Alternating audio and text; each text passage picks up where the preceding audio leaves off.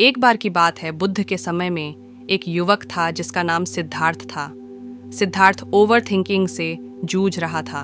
वह घंटों अतीत पर विचार करता, भविष्य के बारे में चिंता करता और अपने आप को कठोरता से आंकता। सिद्धार्थ के ओवर थिंकिंग के कारण उसे बहुत पीड़ा हो रही थी और वह इस समस्या को दूर करने के लिए दृढ़ था। एक दिन सिद्धार्थ ने गौतम बुद्ध नाम के एक बुद्धिमान शिक्षक के बारे में सुना।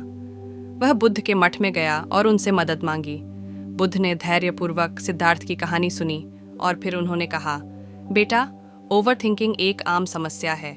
यह मन के विचारों और भावनाओं से जुड़ने की प्रवृत्ति के कारण होता है।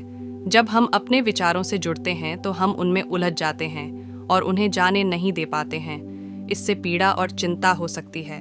फिर बुद्ध ने सिद्धार्थ को सिखाया कि कैसे माइंडफुलनेस का अभ्यास करें। माइंडफुलनेस वर्तमान क्षण पर बिना किसी निर्णय के ध्यान देने का अभ्यास है। जब हम माइंडफुल होते हैं तो हम अपने विचारों और भावनाओं से अवगत होते हैं, लेकिन हम उनमें नहीं फंसते हैं। हम बस उन्हें निरीक्षण करते हैं और जाने देते हैं। फिर बुद्ध ने उसे एक कहानी सुनाई। एक बार की बात है, एक किसान था जिसके पास गेहूं का एक सुंदर खेत था। उसे अपने गेहूं पर बहुत गर्व था और वह अक्सर खेत में घूमता और उसे निहारता था। एक दिन किसान ने देखा कि गेहूं के एक डंठल पर एक पक्षी बैठा है। पक्षी गेहूं के दानों को चोंच मार रहा था। किसान बहुत गुस्से में था। उसने पक्षी को भगाया, लेकिन पक्षी वापस आ गया। किसान ने इसे फिर से भगाया और वह फिर से आ गया। किसान ने उसे भगाने का बहुत प्रयास किया, लेकिन पक्षी नहीं जाएगा। किसान इतना गुस्से में था कि उसने पक्षी पर पत्थर फेंकना शुरू कर दिया, लेकिन पक्षी उसके लिए बहुत चतुर था। उसने पत्थरों को चकमा दिया और गेहूं को चोंच मारता रहा। अंत में किसान ने हार मान ली। वह जमीन पर बैठ गया, थका हुआ और निराश। बुद्ध ने सिद्धार्थ से कहा, इस कहानी में किसान आपके दिमाग की तरह है। जब आप ओवर थिंकिंग कर रहे होते हैं तो आप किसान की तरह होते हैं। अपने विचारों का पीछा करते हैं और उनसे छुटकारा पाने की कोशिश करते हैं, लेकिन आपके विचार पक्षी की तरह हैं। वे आपके लिए बहुत चतुर हैं। आप उनका पीछा करके उनसे छुटकारा नहीं पा सकते। आपके विचारों के साथ निपटने का एकमात्र तरीका उनका माइंडफुल होना है। इसका मतलब है कि अपने विचारों को बिना किसी निर्णय के और उनसे छुटकारा पाने की कोशिश किए बिना देखना। जब आप अपने विचारों के प्रति माइंडफुल होते हैं तो आप देखेंगे कि वे आकाश में बादलों की तरह ही हैं। वे अपने आप आते हैं और चले जाते हैं। सिद्धार्थ ने बुद्ध की कहानी ध्यान से सुनी। उसने महसूस किया कि बुद्ध सही थे। वह अपने विचारों से छुटकारा पाने की कोशिश कर रहा था, लेकिन यह केवल समस्या को और बदतर बना रहा था। सिद्धार्थ ने माइंडफुलनेस का अभ्यास करने का फैसला किया। उन्होंने अपनी सांस का निरीक्षण करना शुरू किया। जब उनका मन भटकता तो वे धीरे से अपना ध्यान अपनी सांस पर वापस लाते। उन्होंने अपने विचारों को बिना किसी निर्णय के निरीक्षण करने का अभ्यास भी किया। पहले में सिद्धार्थ के लिए माइंडफुल होना मुश्किल था। उनका मन लगातार भटकता रहता था, लेकिन समय के साथ वह माइंडफुलनेस में अधिक कुशल हो गए। सिद्धार्थ ने हर दिन माइंडफुलनेस का अभ्यास करना शुरू किया। पहले उसके लिए वर्तमान क्षण पर ध्यान केंद्रित करना मुश्किल था। उसका मन लगातार अतीत या भविष्य में भटकता रहता था, लेकिन समय के साथ सिद्धार्थ माइंडफुलनेस में अधिक कुशल हो गया। जैसे जैसे सिद्धार्थ अधिक माइंडफुल होते गए, उन्होंने देखा कि उनका ओवर थिंकिंग कम हो गया है। वे अपने विचारों को बिना उनमें उलझे देख पाने में सक्षम थे।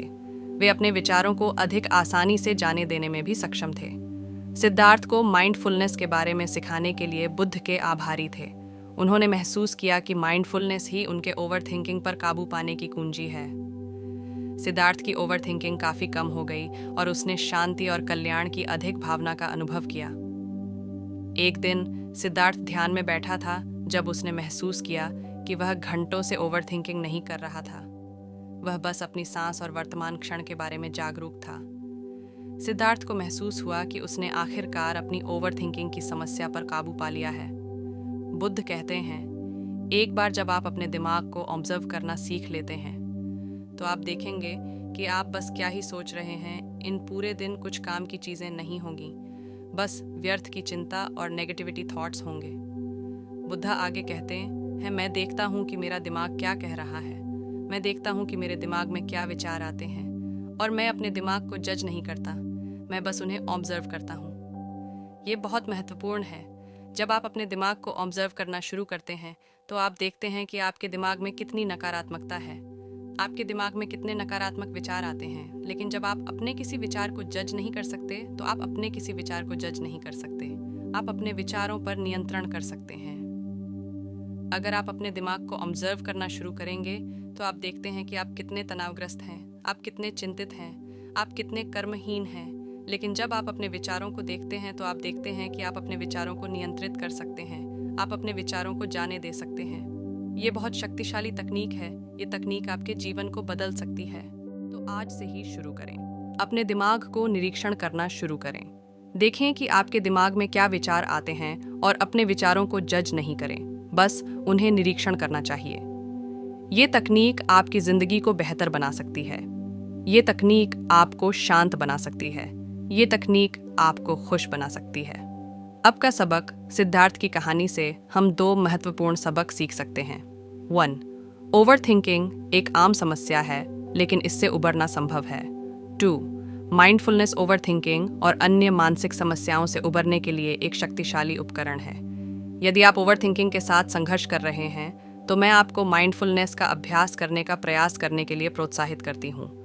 आपको ऑनलाइन और पुस्तकालयों में कई संसाधन मिल सकते हैं जो आपको माइंडफुलनेस का अभ्यास करना सिखा सकते हैं। माइंडफुलनेस एक बहुत ही शक्तिशाली कौशल है। ये आपको अपने आसपास की दुनिया से बेहतर समझने में मदद कर सकती है। ये आपको कंट्रोल करने में मदद कर सकती है। माइंडफुलनेस की शुरुआत एक दिन रोज अपने विचारों को देखने से होती है। जब आप अपने विचारों को देखते हैं तो आप देखते हैं कि आपके दिमाग में कितनी नकारात्मकता है, आपके दिमाग में कितने नकारात्मक विचार आते हैं। लेकिन जब आप उन विचारों को जज नहीं कर पाते तो आप उन विचारों को जज नहीं कर सकते। आप उन विचारों को कंट्रोल कर सकते हैं। अगर आप अपने विचारों का अवलोकन करते हैं तो आप देखते हैं कि आप कितने तनावग्रस्त हैं, आप कितने चिंतित हैं और आप कितने चिंतित होते ही जा रहे हैं। लेकिन जब आप उन विचारों को ऑब्जर्व करते हैं तो आप उन विचारों को कंट्रोल कर सकते हैं। आप उन विचारों को जाने दे सकते हैं।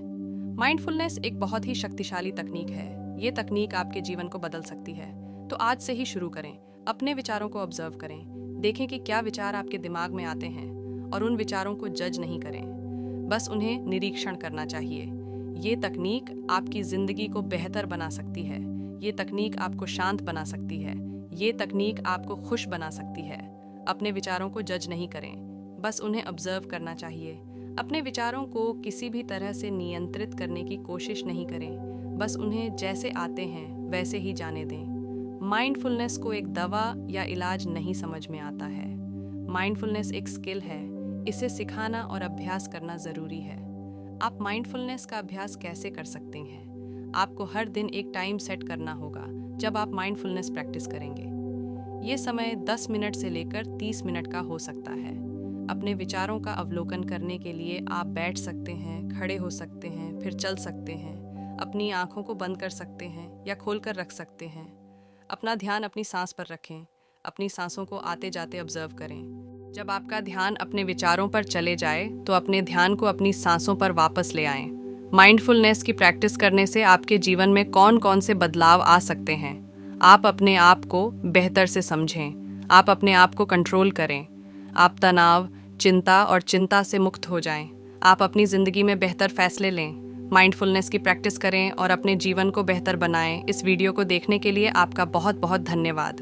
अगर आपको यह वीडियो पसंद आया है तो कृपया इसे अपने दोस्तों और परिवार के साथ शेयर करें और ज़रूर ही कमेंट्स में बताएं कि आपको किस तरह के टॉपिक पर वीडियो चाहिए।